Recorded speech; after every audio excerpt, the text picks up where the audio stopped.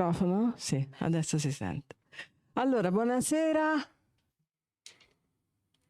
Good evening, everyone. Good evening to all of those who are here present. Unfortunately, it is raining. The weather is definitely not the best. Also, the flu is coming around. Many friends and colleagues really wanted to be here with us today, but because of the flu, they couldn't. So good evening to all of those who are here, but also those who are connected remotely, both in Italy and abroad. First of all, I want to thank and introduce someone who doesn't really need to be introduced. I am obviously referring to Marco Bellocchio. It is an honor for me and for all of us to have you here with us tonight for this round table, and we're honored to have you here for this award.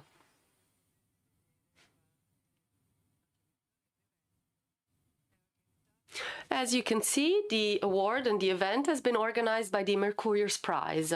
Now, what is the Mercurius Prize? This is an international Jungian award that was first set up in 2016.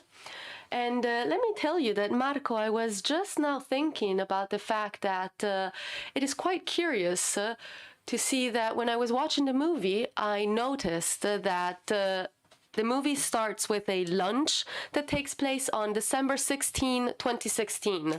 Today is December 15, so very similar. And also the Mercurius Prize was first set up in 2016, so there is some kind of connection in all of this. The Mercurius Prize was first set up by bringing together IAAP International Jungian Analysts. The IAAP stands for the International Association for Analytical Psychology, and the objective of the Mercurius Prize was to be able to award the movies that are very sensitive when it comes to psychological themes, and also try to promote increased consciousness of both individuals and also the sense of responsibility towards others. So also towards the world.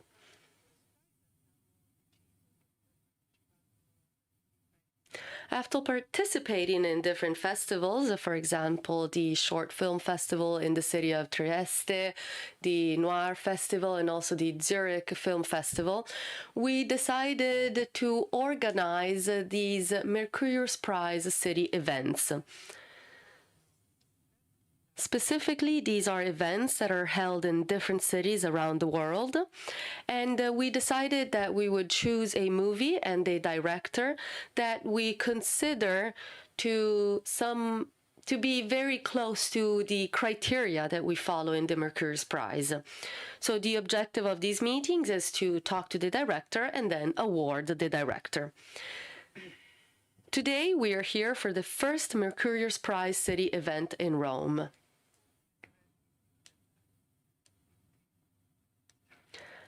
I am the artistic director of Mercurius Prize, and let me tell you that when I first watched the movie Marx Can Wait, I had no doubts. I knew that this could be a movie that was perfectly in line with the criteria that I very briefly mentioned. So the criteria that we follow in the Mercurius Prize.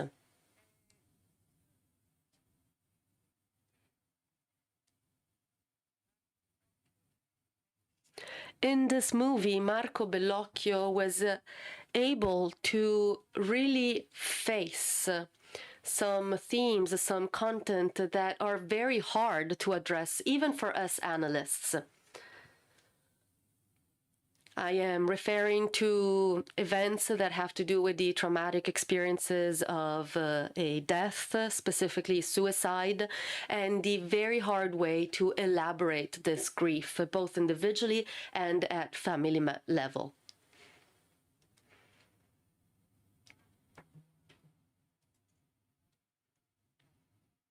With this movie, Marco was not only able to address this, but he went beyond. He was able to show us and present to us the way in which the different family members experienced this very dramatic and traumatic experience.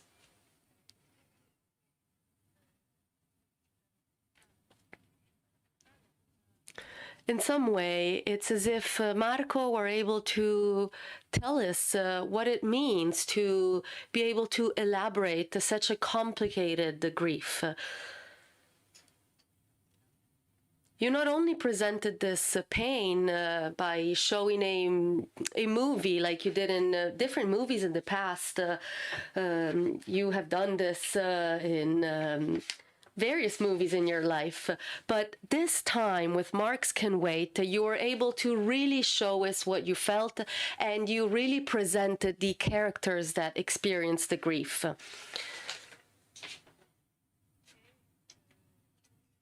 You presented a very complicated topic, something that is very hard to talk about, and you were able to make it real. So you did not only do what you did in films in the past, like Fists in the Pocket, which was only a movie. In this case, you really showed us the real characters.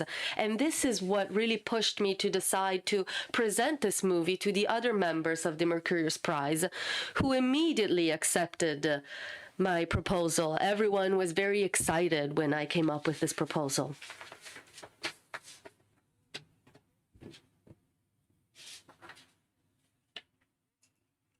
This evening, we were expecting Giorgio Cosetti and Lella Ravasi Bellocchio. They were supposed to be here with us. Unfortunately, Lella was not able to join us because of some problems related to her career. However, she sent us a letter, which I will read later on. She wrote this letter for Marco, but for also all of us from the Mercurius Prize.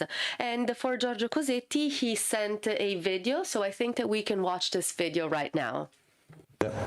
Praticamente per voi sono al piano di sopra, sono Giorgio Cosetti, direttore di Casa del Cinema, e mi fa un gran piacere. The video will also be in English. Fisicamente, ma virtualmente sì, di dare il mio saluto al Mercurius Prize, al premiato di questa sera, al protagonista di una riflessione che credo non soltanto limitata all'esperienza di Marx può aspettare, ma con un respiro più ampio, che è il viaggio attraverso il pensiero di chi crea, attraverso il pensiero dell'artista, e ovviamente a Chiara Tozzi, che voglio ringraziare personalmente. I'm really, really happy to welcome you for the Mercurius Prize and to welcome Marco Bellocchio, who is a fantastic friend of Casa del Cinema. I'm just the director of this place in Rome, but also because I think that the Mercurius Prize in Casa del Cinema has a special reason to be, because we are close friends in a way. We try to serve the artists, to serve their souls, and to serve the spirit of creation and the spirit of art. Mi dispiace davvero di non essere in presenza con voi, purtroppo sono oggi costretto altrove per lavoro, ma questa è una festa, è una celebrazione, è un'occasione speciale, e grazie a Marco per essere davvero il protagonista involontario, perché gli artisti spesso sono schivi a parlare di se stessi, ma di essere un grande protagonista del nostro cinema e della nostra cultura di oggi. È veramente un premio straordinario quello che oggi gli viene dato, e quindi sono felice che lui lo festeggi con noi a Casa del Cinema.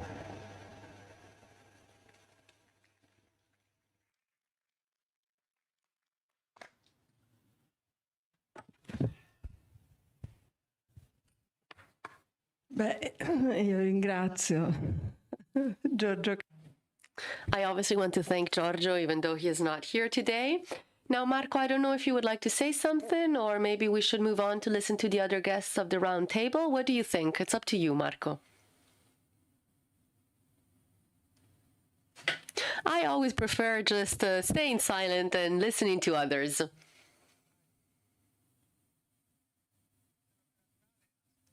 I think it would be better to first listen, and then maybe I can say something later on. Okay, perfect. Perfect. No problem. So, Marco, I am sure that there will be some questions for you. So I think that we can now move on. And I would like to give the floor to the president of the Mercurius Prize, who is joining us remotely. He is connected from Zurich. And I am referring to Professor Marai Stein, who was also the president of the International Association of Analytical Psychology. So here he is. Marai Stein, good evening. Hello. Non si sente? We cannot hear you.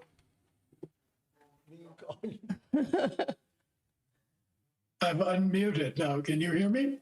Yes, yes. Yes, okay. Hello. Hello, Chiara. Hello, Nancy. Excuse me, I have to sit in order to see you. Well, it's nice to be with you, even if it is remotely. And it's a great pleasure and an honor for Mercurius Prize to be here on this occasion with a really such a well-known, illustrious filmmaker as is the guest, the honored guest this evening, Marco Bellocchio. And we want to honor his film, Marks Can Wait, this evening with a special award that will be given to him later. The Mercurius Prize Award, which you have mentioned, was formulated by a small committee of analysts in 2016 to look at films for their depth, their psychological depth, and to select films occasionally that would express our appreciation for filmmakers' ability to show psychological depth on screen in such an effective way that films can do, far beyond what we can do as teachers or writers. The film really is something like what Wagner called total art, music and image and story, and really goes to the heart of the matter and affects people very powerfully on a psychological and emotional level. And so we look for films that really bring psychology and in depth to the cinematic audiences. I just want to say a few words about what is Mercurius and what is a Mercurius Prize winning film. Mercurius is a figure that is well known to Jungians, but maybe not so well known to a general audience. Mercurius was the key figure in medieval alchemy, in European alchemy. And he's derived from the Greek god Hermes. Hermes was the messenger god, the go-between the gods and humans, the god of souls, and so on. And Mercurius in alchemy became a very important figure that represented the catalyst that brings together various elements that are often in opposition to each other and brings them together into a new form and into a new unity.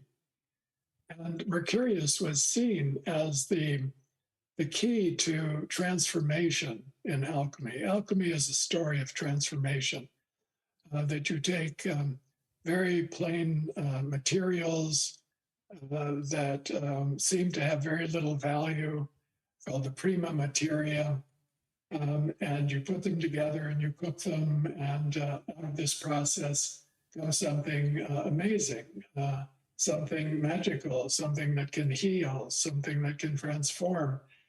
And the key to this process was seen as Mercurius, Mercury. Mercury as a god. It was also an element, the element mercury that is watery, but it's a metal. It's a very unusual sort of metal.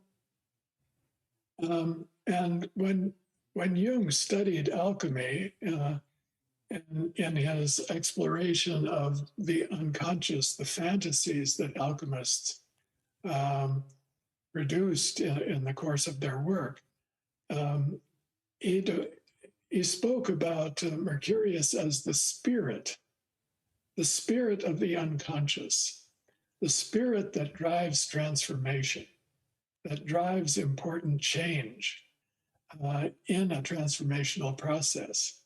And so that's what we look for in films also, a transformation of basic elements into something that has a kind of symbolic value and a magical effect on audiences. Mercurius is the catalyst that brings elements together and transforms the parts into something that is greater than the sum of the parts, that exceeds everything that you put into it. Out of this material comes something that is extraordinary. The alchemists called it their gold, or the lapis philosophorum. And so in relation to film and filmmaking, we look on Mercurius as the creative filmmaker's daimon. What drives the filmmaker to make his films? What inspires the filmmaker?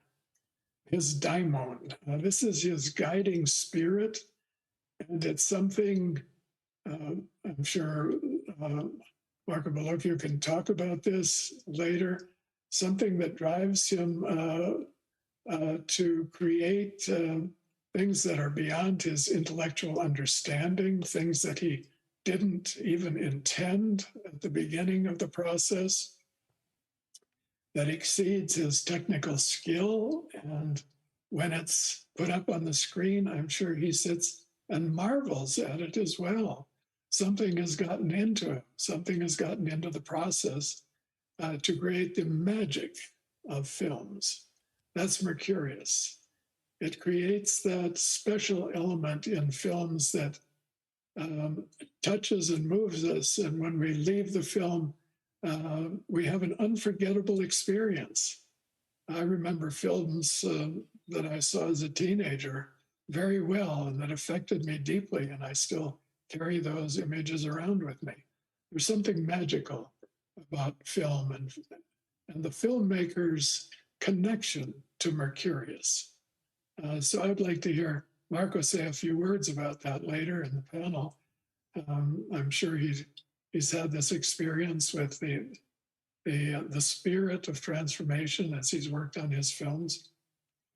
And then I'd like to say a few words about what is a Mercurius Prize winning film. What are we looking for? Well, it is a film that is engaged with psychological complexity. We think of the complexity of the soul. We are not, the psyche and the soul are not simple.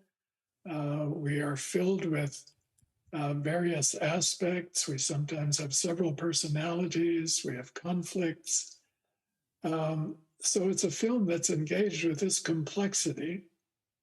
And in this complexity, it allows for and shows the emergence of a symbol. A symbol is created in the film that has a certain power to move us and even to heal us. And I think this film, Marks Can Wait, has a tremendous capacity to heal. Out of this complexity that Marco put into the film comes something that really is very powerful and has a powerful effect on audiences. Secondly, we look for a film that is the work of a filmmaker who is using what we call true imagination. And this is another term that Jung uses to speak about the imagination of the alchemists. And he makes a distinction between fantasy, silly or unimportant fantasies, and true imagination. And what true imagination does is take a hard problem or an issue or an image, and it explores it. It works on a mystery. True imagination works, it's an opus. It works on a mystery. And for instance, in this film, the mystery of the twin brothers' suicide. Those of us who have experienced suicide in our families understand this completely. It is a total mystery, unfathomable. And the film uses true imagination to explore this mystery and to make a latent truth that's lying hidden beneath the surface manifest, to bring it out of the unconscious and give it expression. So that's another characteristic of a film that the Mercurius Prize is given to, that it makes manifest something that is previously unconscious and makes it available for the audience and for and also for the filmmaker who's creating the film. I'm sure it has a very powerful effect on the filmmaker as well. So it's a film that shows the emergence of a truth out of the darkness of the unconscious, brings it out into the open and shows it on the screen. And thirdly, a Mercurius Prize film is a film that results in what we call a working through, not only showing something, but working it through, working through a psychological pain or a mystery or a trauma, and moving that pain toward a degree of acceptance and integration into consciousness, to integrate a complex truth of the soul. This is very hard work.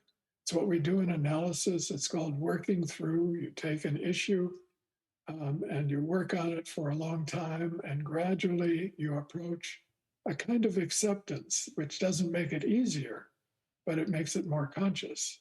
And we suffer the pain consciously instead of repressing it and putting it under the table.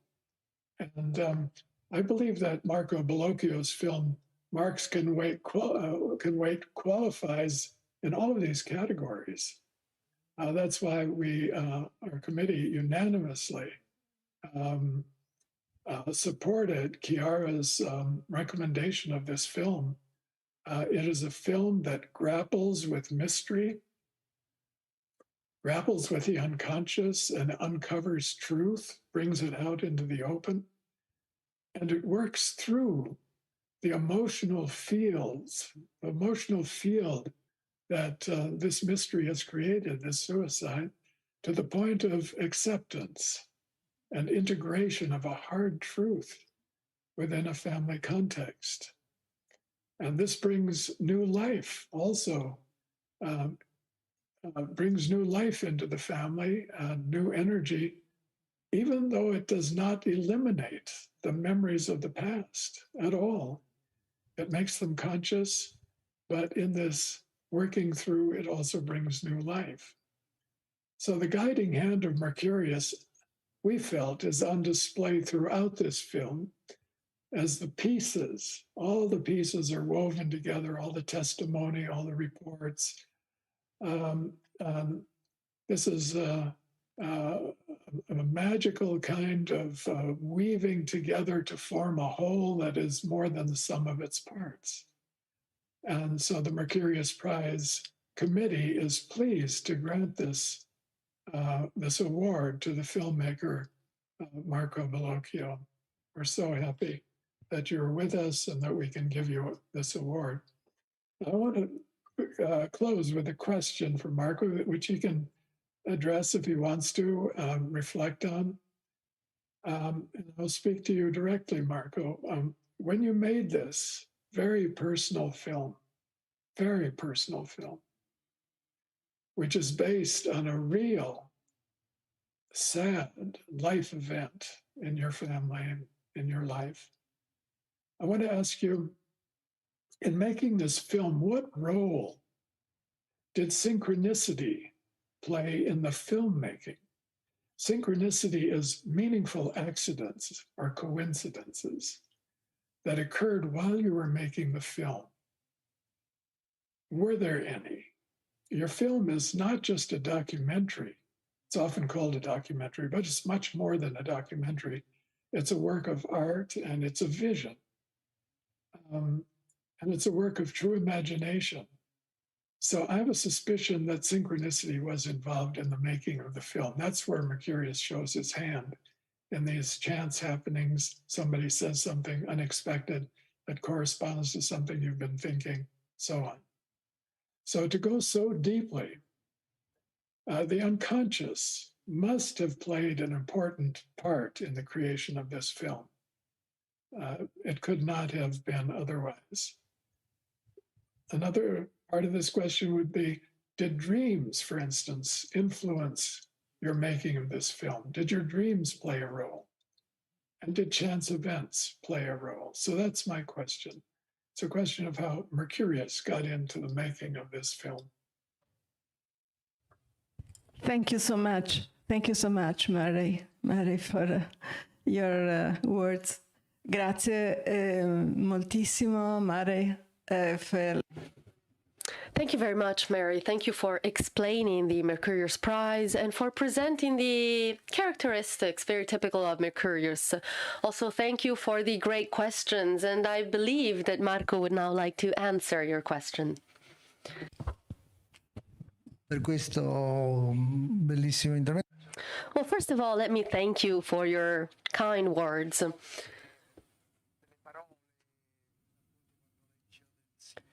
You spoke about synchronicity, and you're right. This is not really a documentary. It is more of a movie. It is a film. It is a film that is an ongoing work.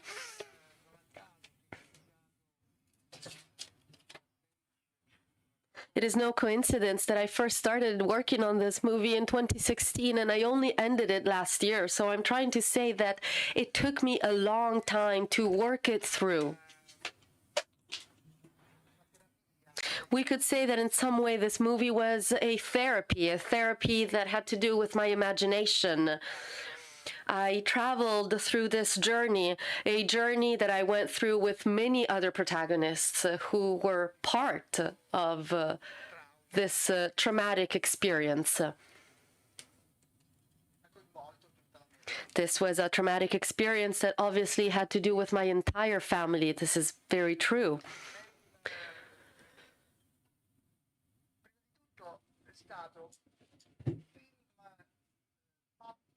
Now, let me say that, first of all, I want to highlight that we cannot talk about joy, but I want to say that when we were shooting this movie, there was no depression.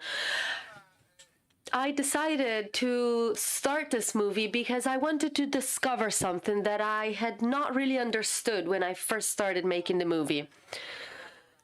Now, I wasn't really interested in finding out about the moral responsibilities. This was secondary, but I wanted to understand that I had not understood.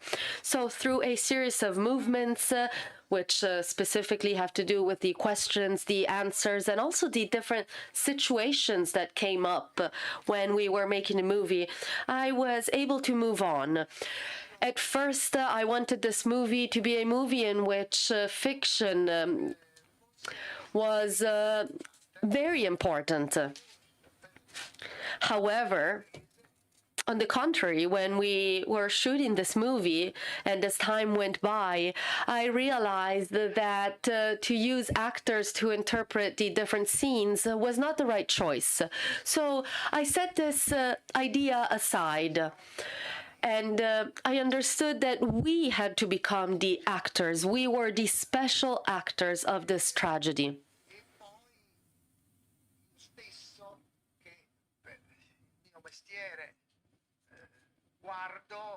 Also, in my job, I am used to watching, I am used to being behind the scenes. However, in this case, I understood that it was necessary for me to be in front of the camera. I had to be part of the movie. And this is something that I understood as time went by. So this is what I'm trying to say. It took me 5 years to shoot this movie.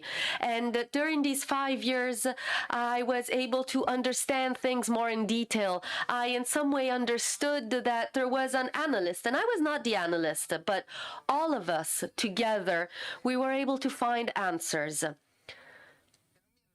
We found answers which were not very clear up until that moment.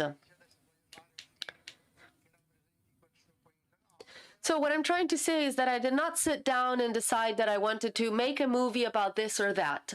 No, it was a combination of things. It was a combination of very deep interests that got together. And through different images, it all became a story. It became a special story.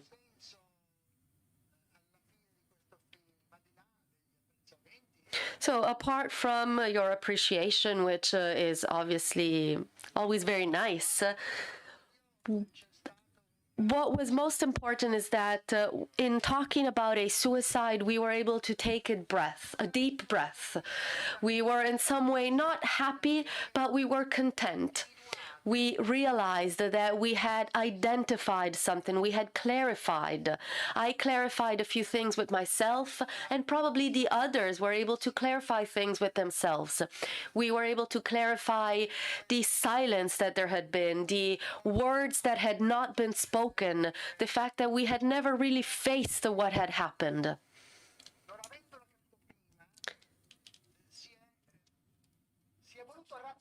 We had not understood what happened in the past, and for this reason, in this case, I was able to represent suicide differently.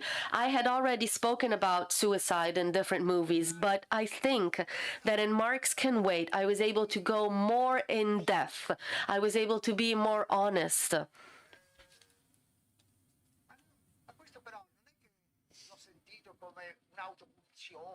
I didn't feel like this was a punishment or like I was brave because I was finally recognizing my guilt.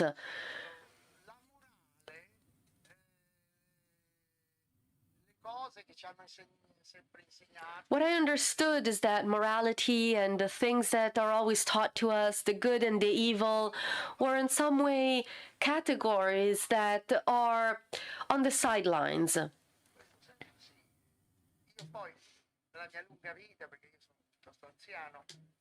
I've had a very long life. I'm not that young anymore. So I have had many experiences. I've been to therapy, psychotherapy.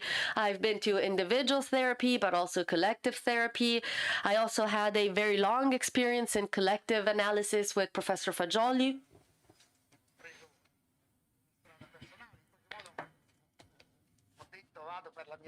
However, I always decided to keep going down my own route.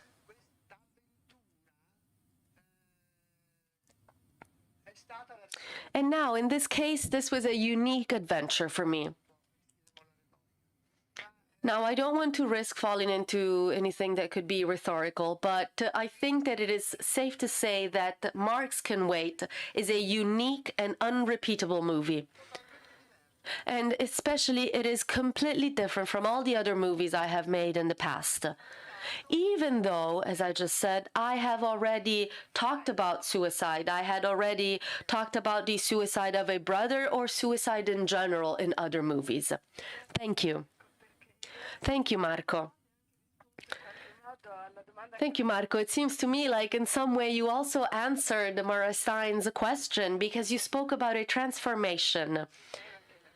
Mara Stein was saying that Mercurius' quality is that he is an agent of transformation, able to get everything that is in the unconscious and take it into the consciousness.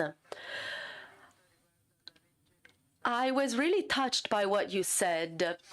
You you spoke about being light in this movie, and let me tell you that one of the very special and rare qualities that I noticed in this movie is that you were able to address a very difficult topic, and yet you spoke about them in a very real way.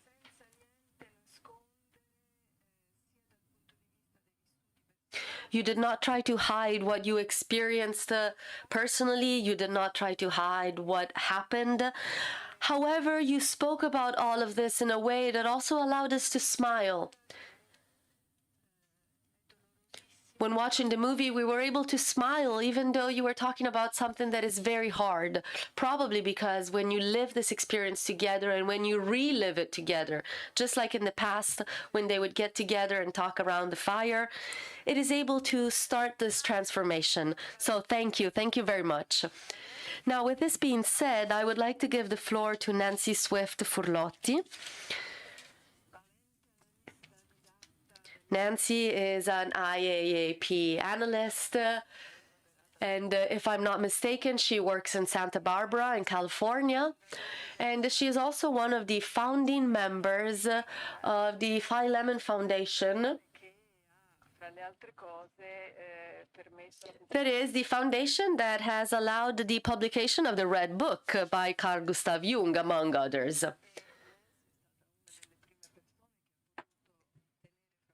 Nancy was one of the first people to be able to hold Jung's book in her hands. You were able to really hold and touch the Red Book that was taken from where it was kept. So now I will give the floor to Nancy. I know that you have something very special that you would like to say about what you thought when watching the movie. Thank you, Chiara.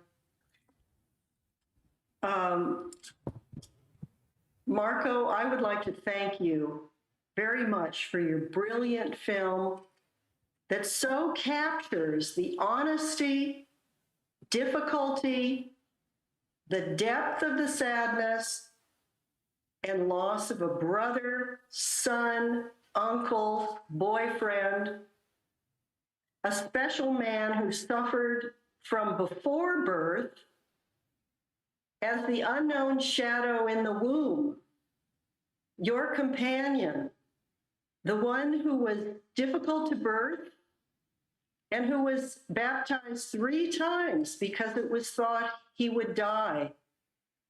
He was born actually into life and death. Such a difficult fate to carry on his shoulders. So heavy it was that he would sink in the ocean rather than float like the rest of you, as you pointed out in the movie. The underlying trauma of darkness carried by him becomes the shadow carried within the family. Your family suffered, questioned, and lovingly came together to be honest, to struggle with memories, to tell stories, to try to understand why Camilo took his own life.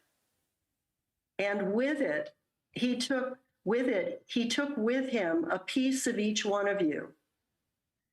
And that is exactly what tragedy does.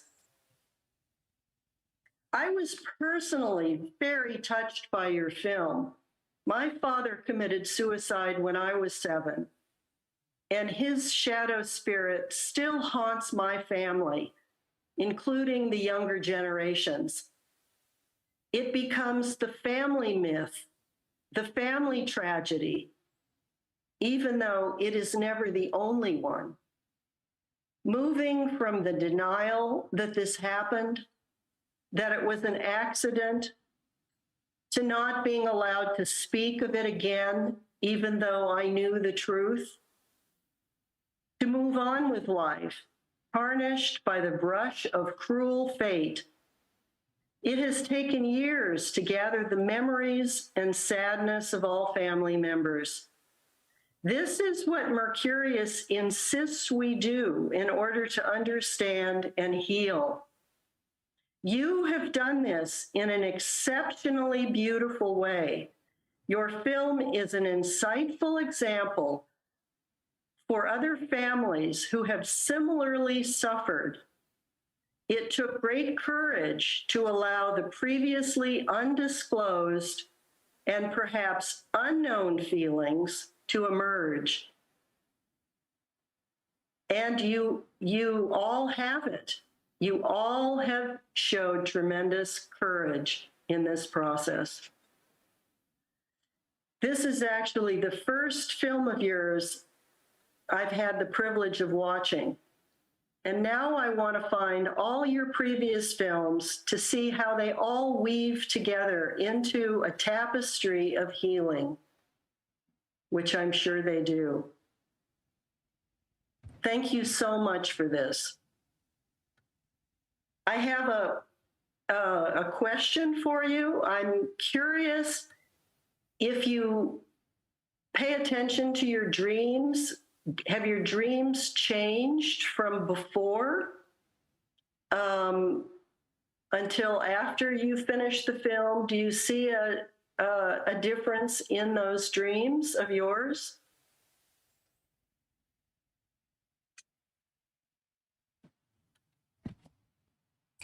Thank you so much, Nancy.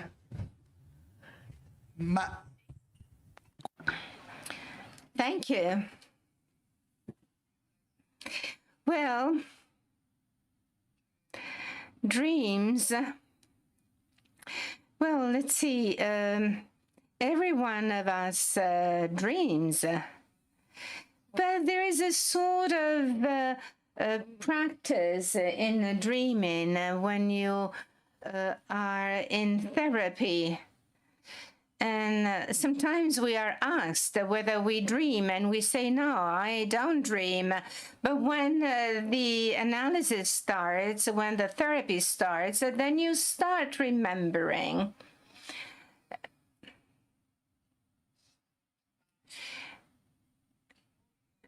The memories were not revelations. It's not that I saw my brother Camillo. No, I wouldn't be able to say that.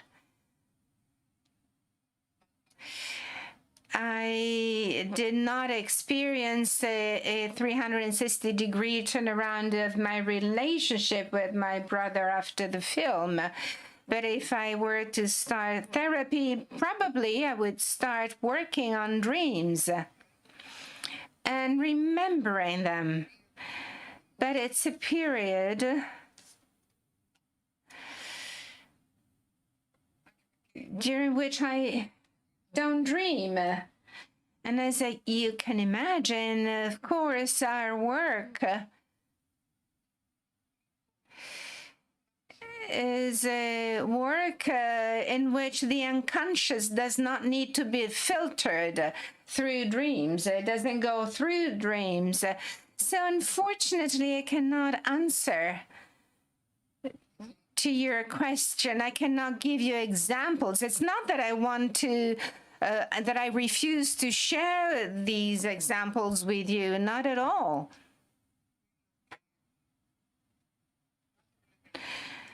But there is another element that I would like to mention, that is the experience of this film has expanded over time, because in the film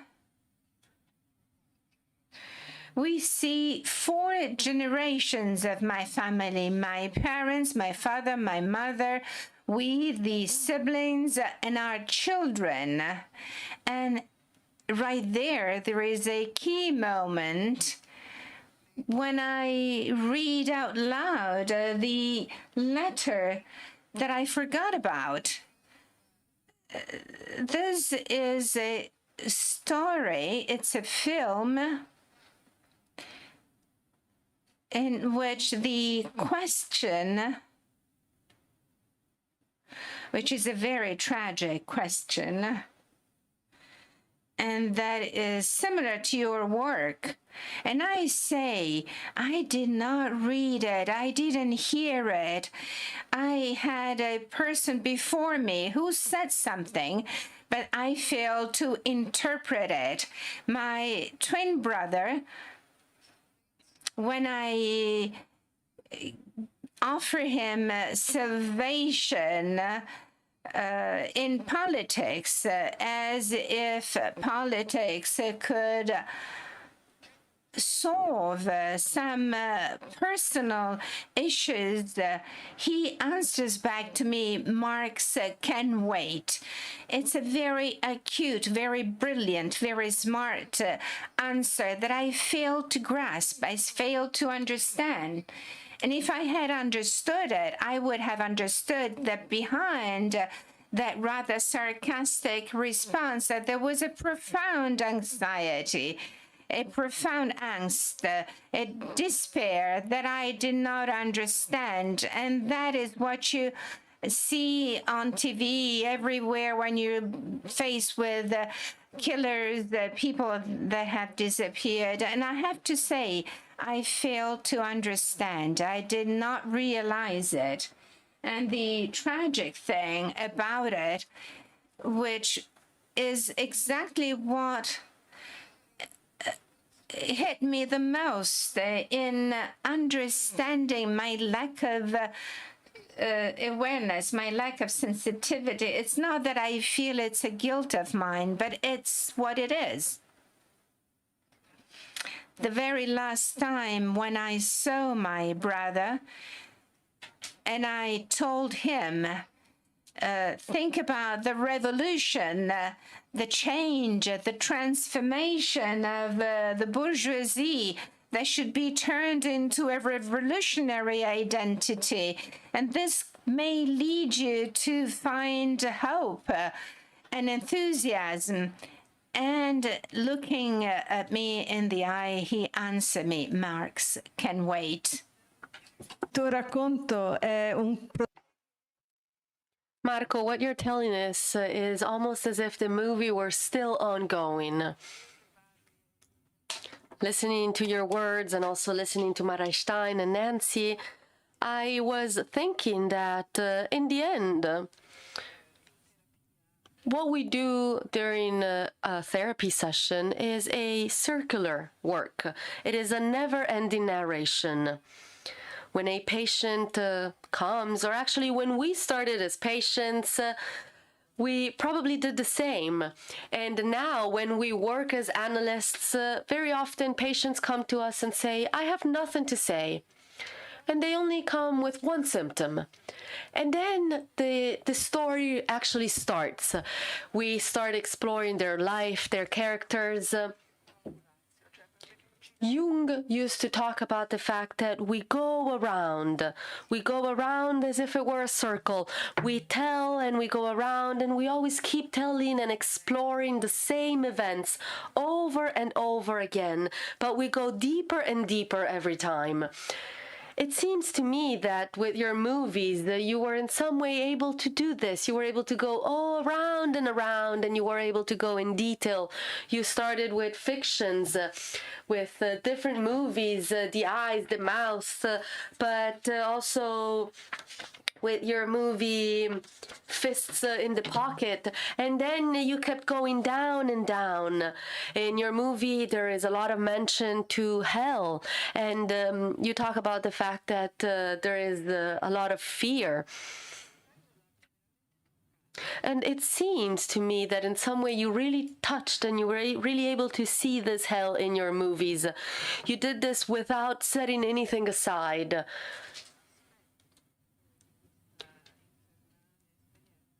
You didn't leave out any element of this very tragic experience because this allowed you to look at everything together. Now, I have a question for you. With your family members, with your brothers, your sisters, whom, let me tell you that I think are complete poetry, really.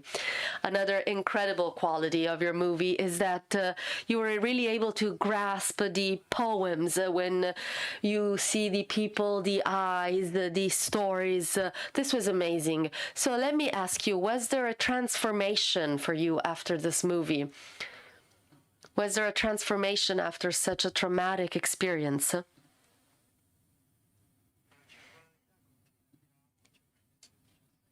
Well, of course, everything is always moving.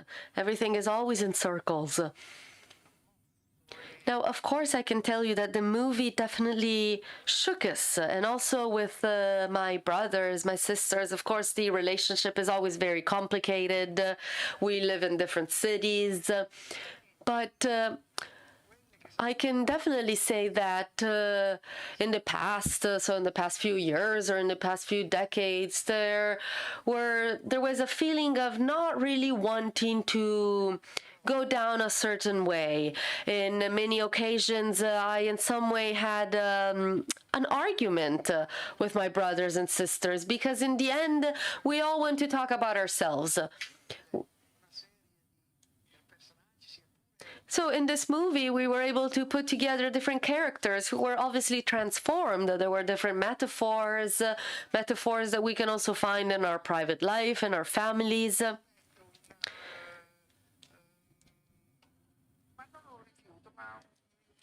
I can say that in some way there was almost a form of rejection. I remember my brother Tonino, when I wrote one of my movies, he read it and he said, no, he's a judge, and he said, this movie makes no sense. Differently, in this movie, and Marx Can Wait, everything happened more naturally.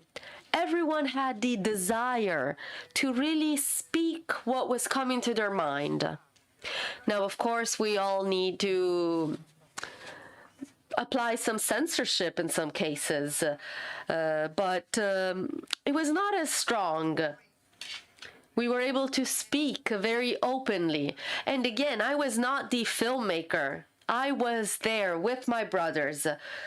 So it was different. My brother Tonino didn't like it when he read my movie, A Leap in the Dark. But in this case, we were all united. Now, of course, everything in life is a process. It's not like we get together and we have arrived. We are there. No, we need to get together. We need to learn. We need to make other movies. We need to tell different stories. But in this case,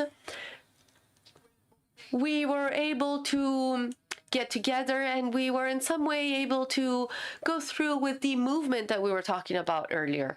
So we were really there together. Now, of course, this is in some way a very small movie. We did it at home.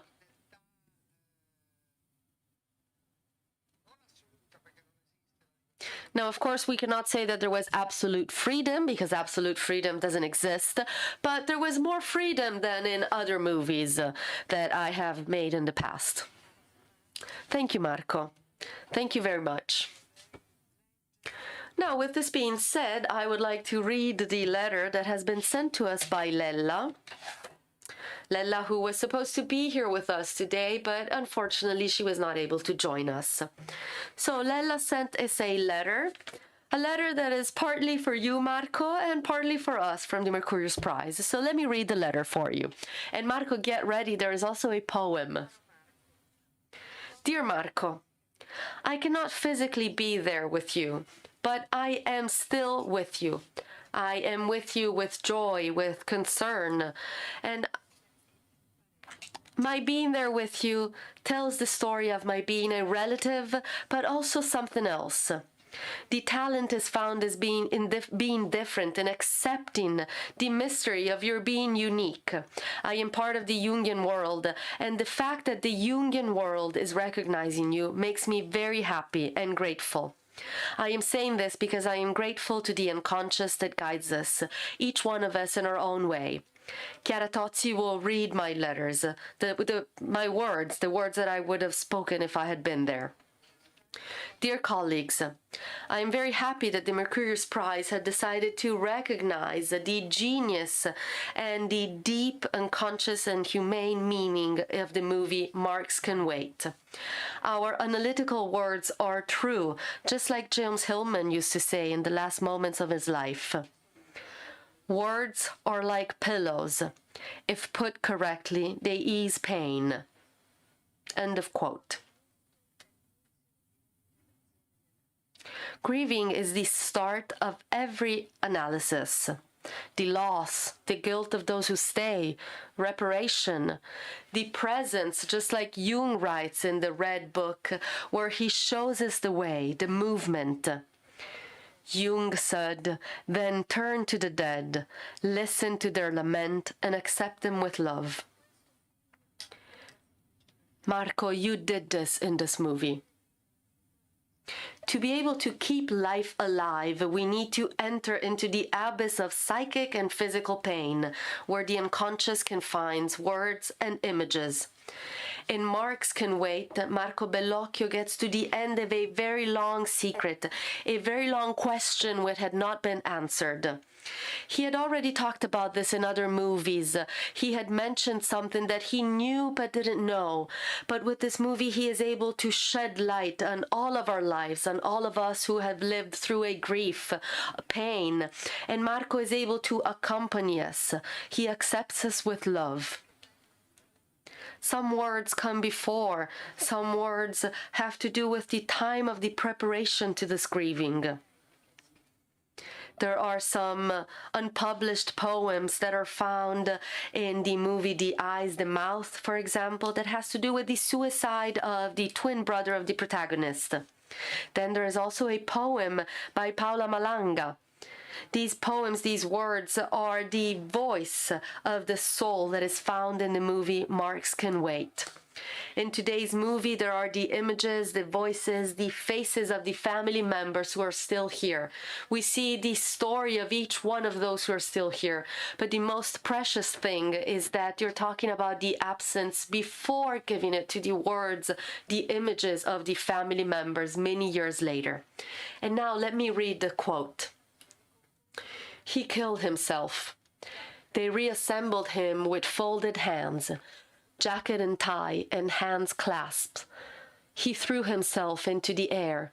They put him back in order, his hands joined, tied with a rosary, package for the afterlife that no one believed in. We passed it off as an accidental death. We had to invent. We had to do it for a mom, for us. And we denied, we invented, we all made up this suicide never existed. It was a good work. We were all alive. I also survived. But I can no longer sleep on my back. I turn on my stomach and then on my side. I spread my arms, my legs. I can't touch myself. I play dead and I scare myself. I want to be physically split, but I can't. I cannot leave myself. Hands tied with rosary, and the handkerchief around his head kept his mouth closed, as if he had a toothache, with no shoes. And those dull eyes. Death is always present, but the real dead had nothing to do with it.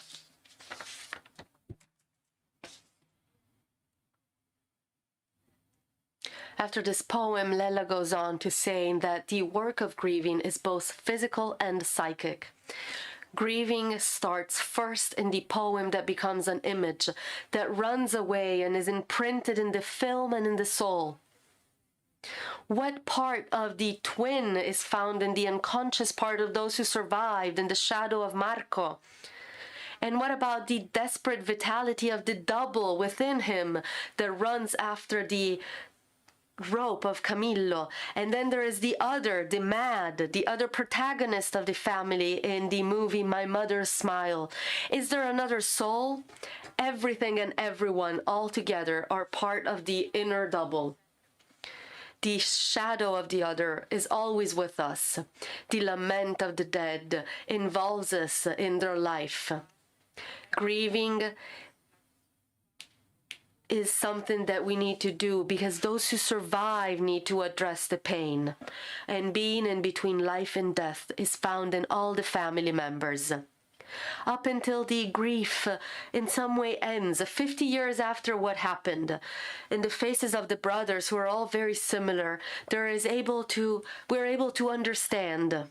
We are free as much as possible. Marx Can Wait is the latest family member. We see the voices, the faces of the family members who finally free their memories. The sacred and the humane, from the mad to the genius, the innocent pain of those who go and those who stay. This flows in the blood of the family. It is the story from the specific to the universal, from the personal unconscious to the collective unconscious. The lament of the dead was finally accepted with love.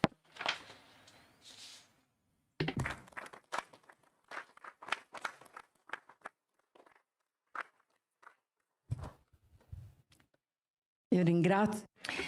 I wish to thank Lella Ravasi Bellocchio for this very moving letter of hers.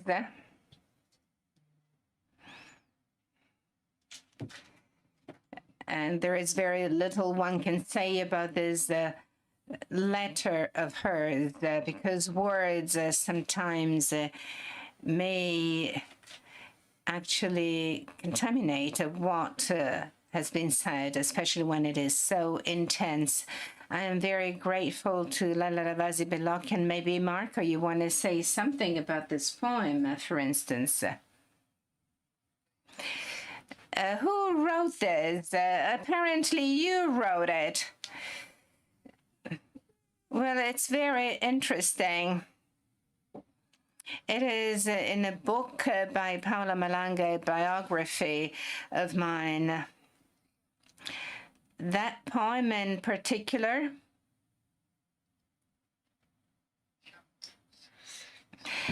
summarizes somehow, because my background, aside major poets from the past, but that very concisiveness, we all loved Bertolt Brecht very much, and also others that had a similar style, either before or after him. And this is also what Alberto says in the film, and I partly share and say. So the tragedy of a young man, only 29 years old, was immediately, right then, moved on to the idea that our mother, who was very religious, could not possibly accept this death, because for a Catholic, this was against religion at the time. It was perceived as a mortal sin. So our first response, the first reaction of us all, although in different ways, because every one of us was an actor on his or her own. So the first response was to put a block and invent, and this is also clearly expressed in the other film of mine, The Eyes, the Mouth. So we felt we needed to invent that was not the reality. He did not commit suicide.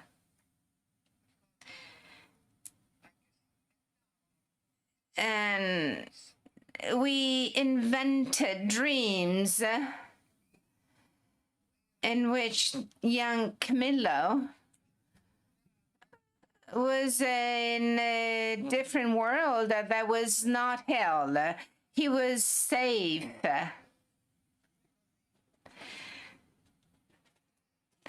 I do not remember whether I said this in the film.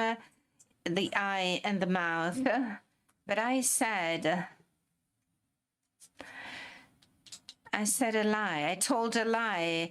I dreamt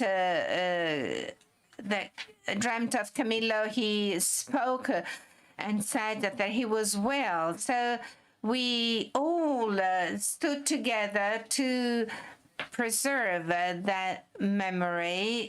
But my mother, who was a very smart woman, accepted the sort of play that we were staging to create a way to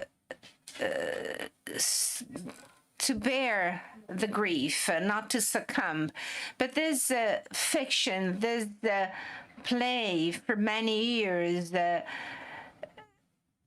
led us very much away from something that after 50 years, on the occasion of a dinner before Christmas, actually manifested itself. So as I said, we decided to meet over dinner at this club, the Circolo dell'Unione, of which my father was one of the founders.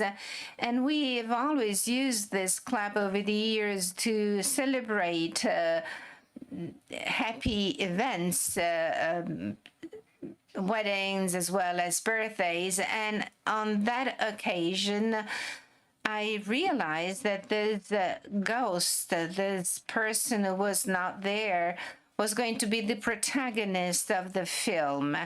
And then I included in the film many other pieces from other films, but also in an unconscious way. At a certain point when we were editing the film, because of course, you know, we have to bring a film to completion. So we decided to include a close-up of Laura Betti, an actress whose expression is of somehow astonishment when she understands that Kostya killed himself in the seagull. So these are unconscious connections that make up a large proportion of the film. And certainly the film is magical because from the beginning to the end, it follows a unique geometry where everything is in its place. It's a story, it's a narration. But as dreams do, it does develop on the basis of various associations. I am enthusiastic about the music, the soundtrack by Ezio Bossa, and also the way that the film was edited. All of it helps us to go from memories, the denial, the invention of other facts, as it happens during the analysis, because our work is to listen to the stories, to understand what can be new, what can be associated with denial or with the fear of confronting something. Jung in his Red Book, but also in Memories, Dreams and Reflections, he has a chapter entirely devoted to facing up to the unconscious. That was when he was really experiencing a profound psychic anguish. And earlier on, I spoke of your ability to go into depth, and the same done by Jung.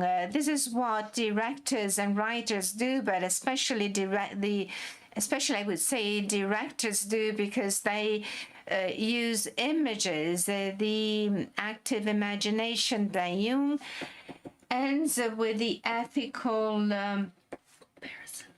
comparison, so that he faces up to difficult images, shadow images. And I frankly feel that there's ethical comparison in your film. It is as if you are at the end of an active imagination. When you enter into a dialogue with the Jesuit priest who tells you that you have made a confession through the different films that you've made your penance, and I can give you the absolution. So there is the possibility of a dialogue, of a comparison between the good and the evil. It's not because you want to say that this is good and this is bad, but to recompose, to put everything together, as Jung said, to give an opportunity to the unconscious and conscience to be at the same level, having the same rights. I am not sure whether this resonates with you.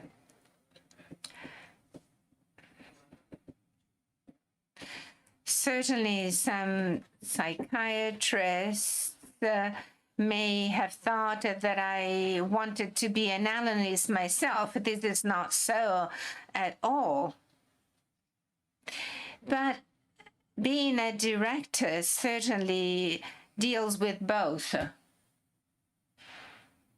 I did not want to interpret anything myself, and also all of the other protagonists, but I'm here to talk about myself. So, of course, I was trying to interpret, to understand, but I was also an actor. I was also patient, so to say.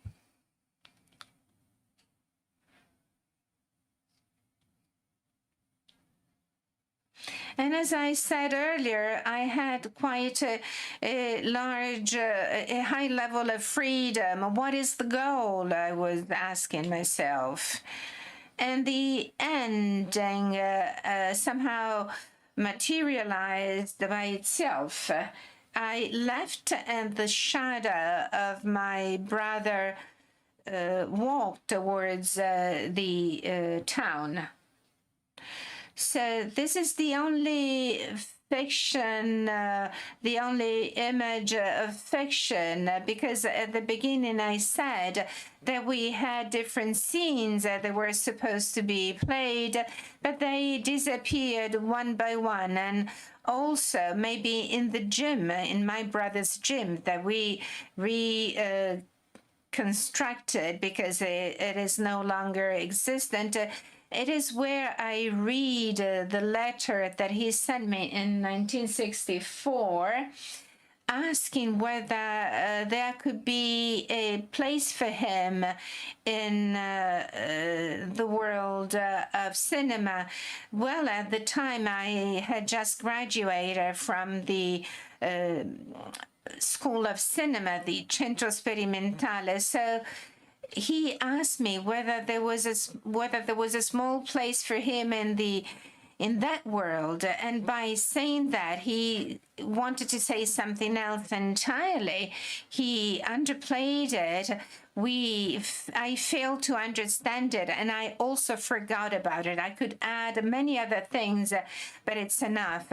Thank you, Marco. Thank you. This could be the beginning, and I hope that we will be able to continue this conversation also in different ways. Storie. Yes, and maybe we can do so with different stories. Of course, there are different outcomes, different results. But I am sure that all the topics, everything that has to do with our life, in the end, is found in the stories that we tell. Yes, most definitely. So, Marco, let me thank you. Let me thank you on behalf of the Mercurius Prize. Now it would be the time for me to give you the award. Also, I want to thank Nancy Furlotti. I want to thank Maura Stein.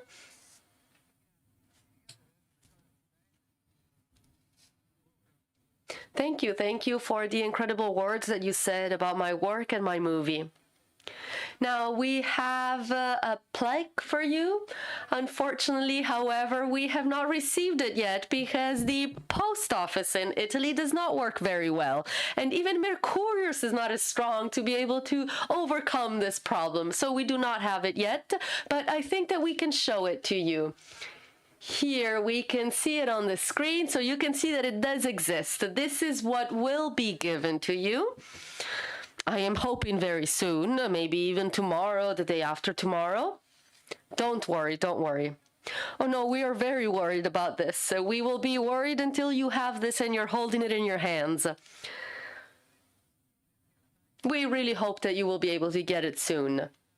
So let me tell you that this was sent from Venice. However, it probably went down the wrong route or something, and now it is in some post office somewhere. We don't know. Well, anyway, don't worry. I still want to thank you, really thank you very much, because once again, this movie renews the possibility not only of repeating, but of being able to say many things in different ways. This movie allowed me to talk about stuff that had to do with my life and that still has to do with my life. Now, I do not want to underestimate all of my other movies, but of course, this movie has something special in my life.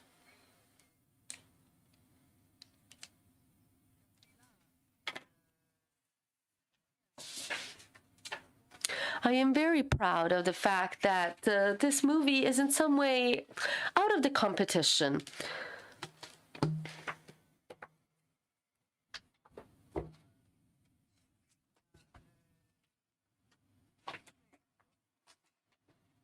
Now, let me explain myself. Even though this is the most autobiographical and personal movie that I've made, if someone were to like it in Paris or in London or wherever, it is not because of my merit, but is because of the story that I'm telling. It means that the story was able to reach the people, just like Nancy and Murray said. Yes, we are all united by the collective unconscious, and this is what we find in your movie. Now, let me tell you one more thing that I was just thinking about right now. Talking about Mercurius' qualities, and that is being able to act like a bridge between consciousness and the unconscious.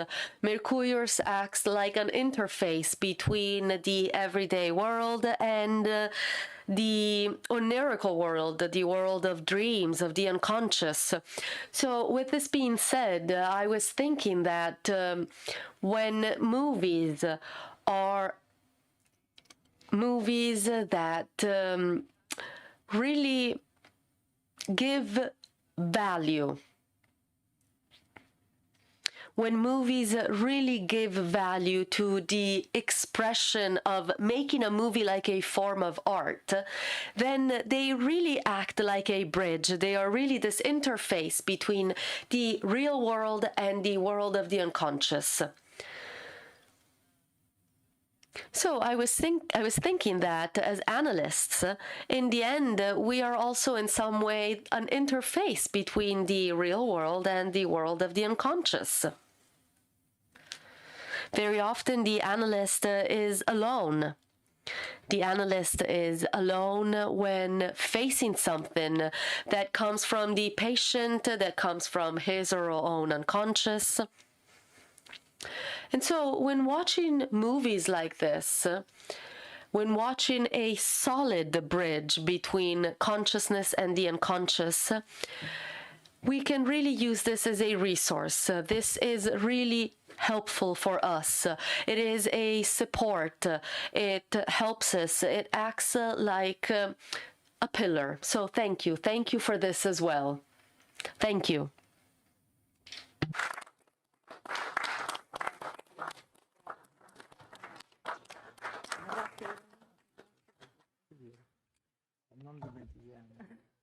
Allora adesso a questo punto. Okay, now with this being said, I don't know if we have a break between this round table and the showing of the movie, which should start at 9:30 p.m. Italian time. Let me thank you. I'm sorry for turning my back on all of you, but we were forced to sit this way.